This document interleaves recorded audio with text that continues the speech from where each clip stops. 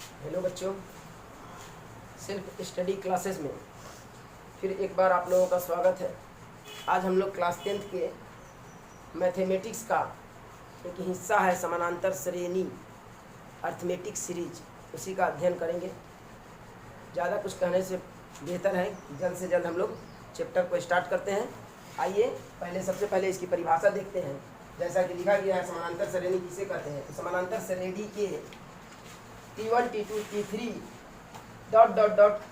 के पदों को धनात्मक अथवा ऋणात्मक चिन्हों से युक्त करने पर प्राप्त व्यंजक T1 + T2 + T3 + ... अथवा -T1 -T2 -T3 - ... को समानांतर श्रेणी कहा जाता है।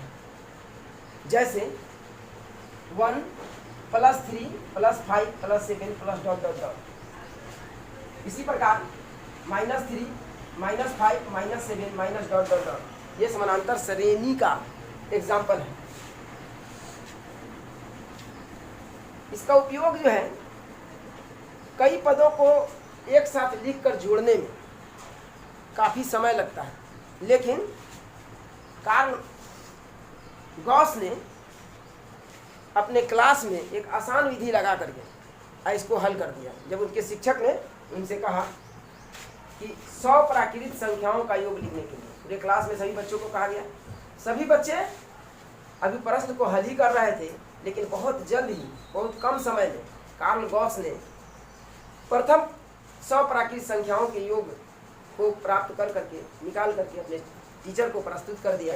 वहाँ भी इसी सूत्र का प्रयोग किया था। आइए हम देखें कि वह सूत्र क्या है। तो किसी समानांतर श्रेणी के n पदों का योगफल ज्ञात करना है। मैंने कैसे हम लोग ज्ञात करेंगे, how we can find the sum of n terms of an arithmetic progression. इसमें हम लोग देखें सबसे पहले तो समानांतर श्रेणी में, जैसा कि हम लोग पहले पढ़ चुके हैं कि समानांतर श्रेणी का प्रथम पद को हम लोग a मानेंगे, सार्व अंतर को d मानते हैं। अगर पदों की संख्या n मान लें और अंतिम पद या nवां पद को अगर l से निरूपित किया जाए, तो सबसे पहले ये देख लीजिए, अंतिम पद nवां पद tn के जगह l लिखा गया है। तो en बराबर हम लोग क्या पढ़े थे, a + n - 1 × d। ये हम लोग का पहले से पढ़ा हुआ है। कहाँ, समानांतर श्रेणी में हम लोग पढ़े थे कि nवां पद बराबर a + n - 1 × d। अगर nवां पद को tn के जगह l से निरूपित कर दिया जाए तो l बराबर हो जाएगा a + n - 1 × d। दिखाया गया कि माना कि समानांतर श्रेणी का प्रथम पद है, जानते हैं हम लोग पदांतर या सार्वअंतर t, और पदों की संख्या n, पदों की संख्या n है। यदि nवां पद अर्थात अंतिम पद l हो तो l बराबर अर्थात tn बराबर या l बराबर a + n - 1 × d होगा। अब जैसा कि l जो है nवां पद है, अंतिम पद है, तो अंतिम पद से ठीक पहले वाला पद यानी कि n - 1वां पद, n - 1वां पद क्या होगा, अगर ये l है तो और किसका अंतर d है, पदांतर d है, तो n - 1वां पद क्या होगा, n - 1वां पद और n - 2वां पद क्या हो जाएगा, क्रमशः l - d l - 2d, और आगे जाए तो l - 3d आदि होंगे। तो इसको अगर समानांतर श्रेणी के पद n पदों का योगफल को अगर Sn से निरूपित किया जाए, Sn यानी कि n प्राकृत n पदों, समानांतर श्रेणी के n पदों का योगफल को Sn लिखा जाए, तो ऐसी परिस्थिति में Sn बराबर क्या हो जाएगा, देखिए Sn बराबर सबको जोड़ देंगे। पहला पद a, उसके बाद वाला पद क्या होता है a + d, उसके बाद वाला पद a + 2d, और आगे तो a + 3d आदि होते जाएगा। लास्ट में क्या होता है, अंतिम पद, क्योंकि हम लोग मान चुके हैं l, इसलिए अंतिम पद l होगा, तो अंतिम पद से ठीक पहले वाला पद क्या होगा, l - d, उससे और ठीक पहले वाला पद क्या होगा, l - 2d, और पहले वाला अगर लिखा जाए तो l - 3d भी आ सकता है। इसी प्रकार अगर समानांतर श्रेणी के इस श्रेणी है, श्रेणी के विपरीत, इसको श्रेणी के विपरीत क्रम में लिखा जाए, तो सबसे अंतिम वाला जो l है वो सबसे पहले लिख दिया गया है। उसके बाद l - d, उसके बाद क्या लिखें, l - 2d + ... उसके बाद a + d, a + 2d, a + 2d, a + d, और लास्ट में d। मैंने कि इस पदों को, पहला जो समानांतर श्रेणी का n पदों का योगफल Sn लिखे थे, उसी को विपरीत मैंने उलट करके लिखा गया है, विपरीत क्रम में लिख दिया गया है। चूंकि अब जानते हैं कि 1 से 10 का योगफल जितना आएगा, फिर उसको उलट करके लिखा जाए 10 से 1 का योगफल भी उतना ही है, क्योंकि सभी संख्या उसमें उपस्थित है। तो अगर a + d a + 2d ... l - d l - L minus two D, L minus D और एल को उलट करके भी लिखेंगे तो उनका योगफल उतना ही आएगा, अर्थात एस एन ही आएगा। इसलिए एस एन बराबर L plus L minus D plus L minus two D, ये उलट कर सिर्फ लिख दिया गया है, plus dot dot dot A plus two D, फिर ए प्लस डी और लास्ट में ए लिख दिया गया। अब इसको समीकरण ये 2 हो गया और ये 3 है। अगर दोनों 2 और 3 समीकरण को जोड़ा जाए, अगर इनको जोड़ा जाए तो देखिए इन दोनों को संगत पदों को जोड़ रहे हैं, ए और एल जोड़ेंगे तो एस एन और एस एल पहले जोड़िएगा था 2 एस एन, एस एन और एस एन मिला करके 2 एस एन और बराबर ये बाएं पक्ष को बाएं पक्ष से जोड़ेंगे, ए और एल को जोड़ेंगे तो क्या आएगा ए प्लस एल। उसी तरह ए प्लस डी और एल माइनस डी को अगर जोड़ा जाए, खुद से देख लीजिए A plus D plus L minus D, अगर ऐसे जोड़ा जाए तो क्या होगा, A plus D minus D cut जाएगा, क्या बचेगा A plus L plus A plus L. इसी तरह अगर इसको भी जोड़ेंगे ए प्लस डी और एल माइनस टू डी संगत पदों को जोड़ेंगे तो क्या होगा, ये भी आ जाएगा ए प्लस एल। इस तरह बहुत सारा ए प्लस एल बीच में आएगा, एल माइनस टू डी और ए प्लस टू डी, इसको भी जोड़ा जाएगा L minus two D plus A plus two D, देखिए टू डी से टू डी कट जाएगा, एल प्लस ए अर्थात ए प्लस एल। इन दोनों पदों को भी जोड़ेंगे तो आएगा ए प्लस एल, जोड़ के अलग देख लीजिए, और इन दोनों को भी जोड़ेंगे तो एल प्लस ए चाहे ए प्लस एल, दोनों एक ही बात है, 2 जोड़ 3 और 3 जोड़ 2 दोनों बराबर होता है, उससे कोई जोड़ में कोई प्रभाव नहीं पड़ता। अब यहाँ देखिए कि ए प्लस एल कई बार आया है, A plus L A plus L A plus L dot dot dot N मरतबा आया है। कितना मरतबा आया है, एन मरतबा। और जब एन मरतबा आएगा यानी कि दाईं ओर ए प्लस एन क्या है, एन बार आया है, इसलिए अगर इसका योगफल निकाला जाएगा तो क्या हो जाएगा 2SN बराबर, अगर 2 + 2 + 2 4 बार आया था 2 × 4 4 दूनी 8, 2 + 2 + 2 अगर 5 बार आया था 2 × 5 2 × 5 10। इसी तरह ए प्लस एल क्या है, n बार आया है, इसलिए ये हो जाएगा n × a प्लस 2SN बराबर क्या हो गया, n × a प्लस l। अगर ये इस 2 को इधर ले जाए तो क्या आ जाएगा, गुना में है तो बटा में आ जाएगा, SN बराबर n × a प्लस l बटा 2। ध्यान देना है कि हम लोग l समीकरण 1 में l का मान निकाले हुए a plus n minus 1 × d, इस मान को इसमें बैठाने पर क्या हो जाएगा, n/2 अलग कर दिए इंटू a प्लस l का मान बैठा दें a plus n minus 1 × d, ये मान बैठा दिए, क्या आया SN है, तो SN बराबर क्या आया n/2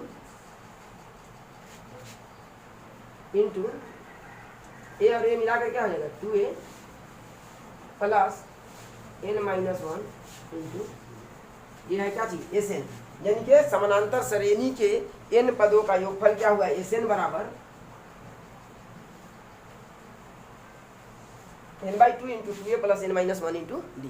इस सूत्र से किसी भी समानांतर श्रेणी के n पदों का योगफल, यानी कि कुछ पद अगर दिया है तो उतने पदों का योगफल निकाल सकते हैं। यानी कि यदि पदों की संख्या n मालूम हो, प्रथम पद a मालूम हो और पदांतर या सार्वंतर d मालूम हो, तो हम लोग इस सूत्र से क्या है, उस श्रेणी के सभी पदों का योगफल ज्ञात कर सकते हैं।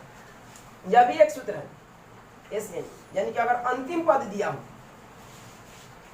अंतिम पद l मालूम हो, पदों की संख्या n मालूम हो और प्रथम पद a मालूम हो, तो भी हम लोग समानांतर श्रेणी के n पदों का योगफल इस सूत्र से ज्ञात कर सकते हैं।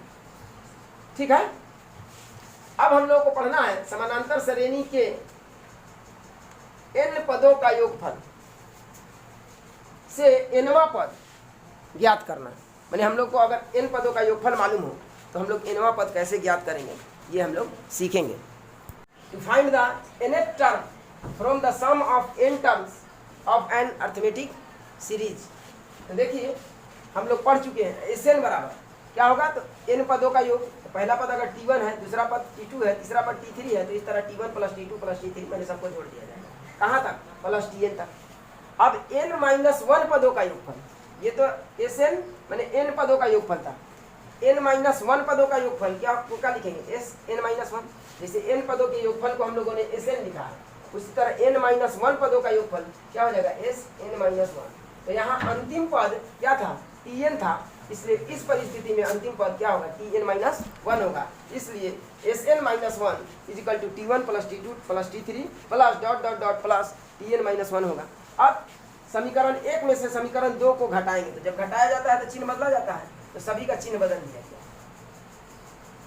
जब बदल दिया जाएगा तो यहाँ पर घटा करके देखिए Sn-1 आई plus t1 minus t1 cut जाएगा, फिर प्लस t2 माइनस t2 ये कट जाएगा, इससे ये कट जाएगा, इस तरह सब कट जाएगा, ये भी कट जाएगा, बचेगा क्या, tn बचेगा, अर्थात Sn-1 बराबर tn। इसका अर्थ क्या हुआ कि n पदों के योगफल घटाओ n-1 पदों का योगफल बराबर nवां पद, इसी को लिखा गया nवां पद tn बराबर n पदों का योग घटाओ n-1 पदों का योग।